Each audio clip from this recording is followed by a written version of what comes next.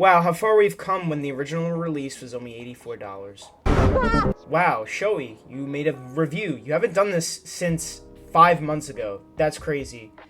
I know, maybe it's because it's a pain, because I don't have the best equipment to do a review. But here we are, and I'm reviewing the SH Monsterarts Space Godzilla Fukuoka edition. I'm not even going to pronounce the other part. I've been struggling, and I'm done. Godzilla vs. Space Godzilla might be my least favorite Heisei film, besides 1984. And Space Godzilla might be my least favorite villain of the era. You might hate me for this, guys. I don't know. I don't really care, but I think Space Godzilla just looks kind of lazy. I think a lot of the other monsters that show up in the Heisei era are just much cooler. Example, Biollante and Destroya. Those are both original monsters, not from the Showa era, and I think they just look a lot cooler and more unique than Space Godzilla. Especially looking at the concept art of what Space Godzilla could have been. What the fuck is this? I feel like they could have made a cooler design than what they went for, but whatever. This is what we got, and yeah, this isn't about Space Godzilla, this is about his figure, so let me just continue off. First, here's a look at Space Godzilla's box. It's a pretty nice box. I like it more than the usual slash marks that they put in boxes, and then you put like a little hole for you can see the figure. It's cool. They just show Space Godzilla in a few poses, and that's pretty much it. But yeah. So this is the third time this mold has been used, and well, it's Space Godzilla. The sculpt is really great and isn't bad by any means, but there could be a few updates, especially in articulation, since this figure has been used the same for a decade now. While there is a change in sculpt to accommodate the alternate crystals part, that being the chest, Steven's Toy Reviews covers this more in depth, so I'll leave a link to his video if you want to check it out.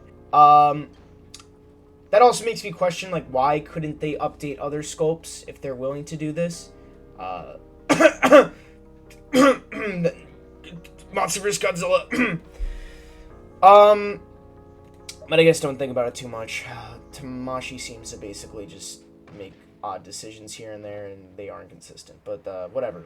Like what you like. I don't care.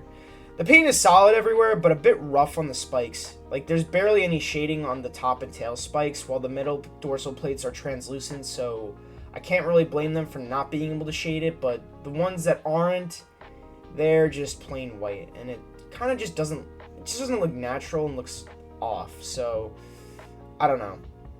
The mandibles on the side of Space Godzilla's face also could use some work, and they look okay, but I definitely think they could have did a little bit more shading and fixed how white they look, so yeah.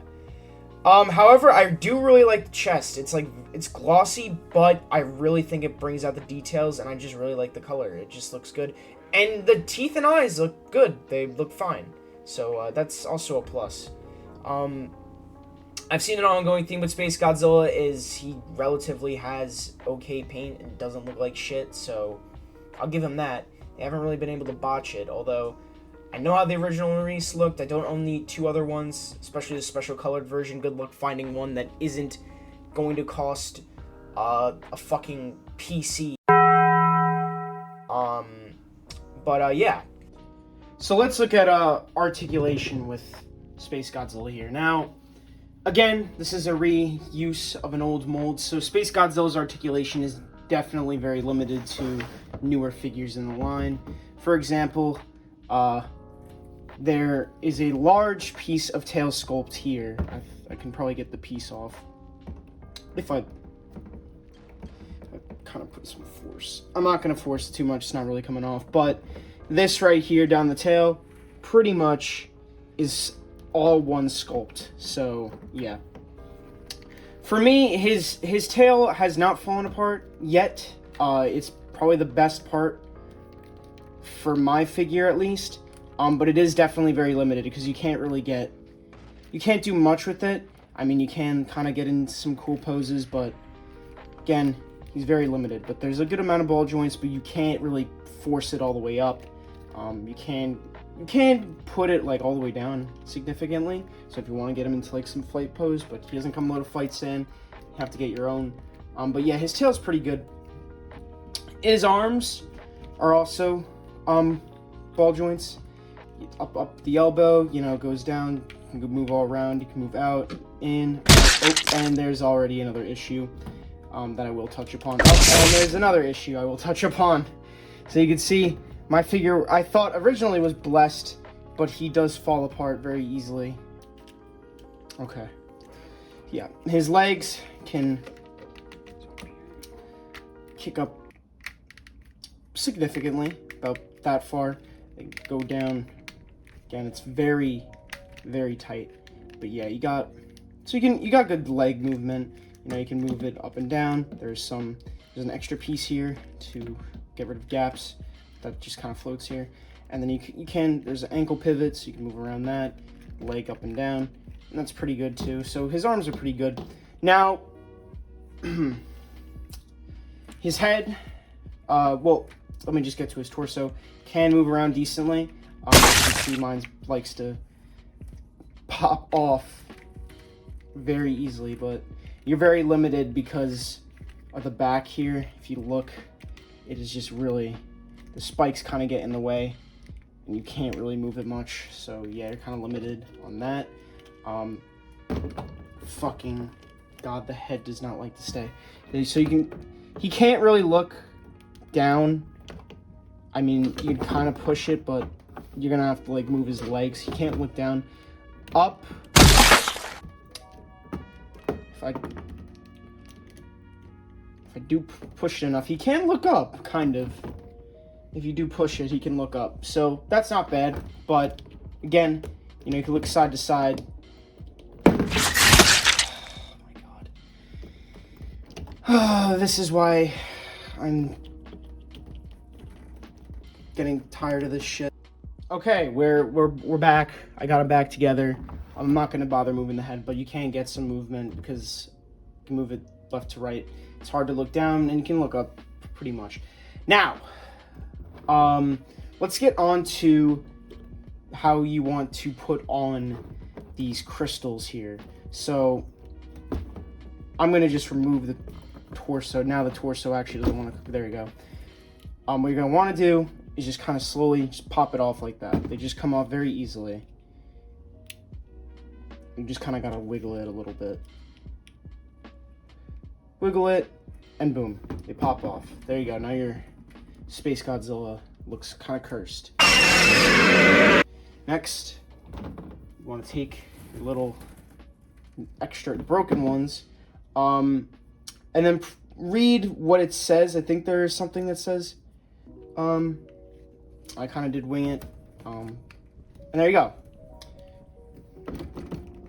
There you go. You got your broken Space Godzilla, and of course he comes with his little blue like lightning bolts. The special colored version came with green ones, and that also came with a little Godzilla. These are the exact same, and yeah, you can just put that on. There's a certain way you're supposed to put them on, but I really don't think it matters. So yeah, you got those things.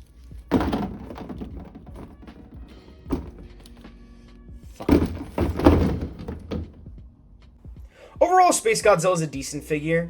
It is disappointing that they couldn't really update much besides the chest sculpt, as this has been, again, as I'm reiterating, I cannot speak.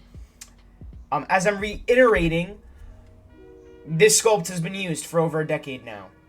I don't understand why we can't like change it, but you know what? If you've got that one, you wasted your money.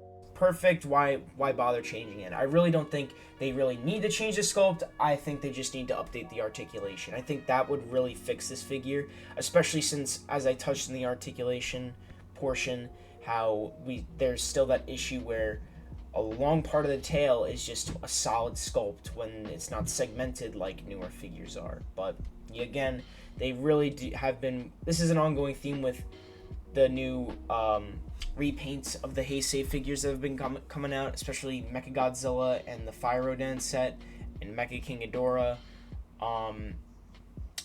They utilize the same exact articulation. They don't really update it.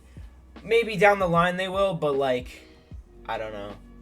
I guess if it's good, you shouldn't have to change it, besides maybe other figures, but I'm not talking about other figures. I'm talking about Space Godzilla. But I also find it crazy how this figure is $150 while the original release was like half that price. It just really shows how like far like money has gone up with these figures.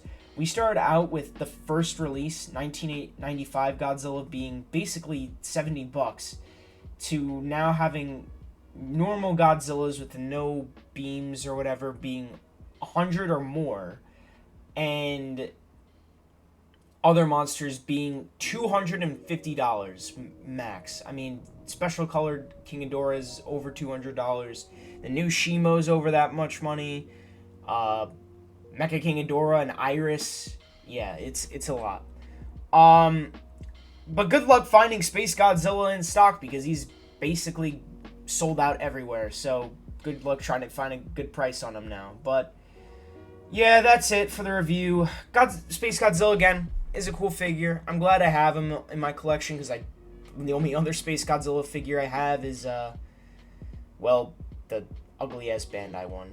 All right, I'll see you guys when I genuinely give a shit. Goodbye.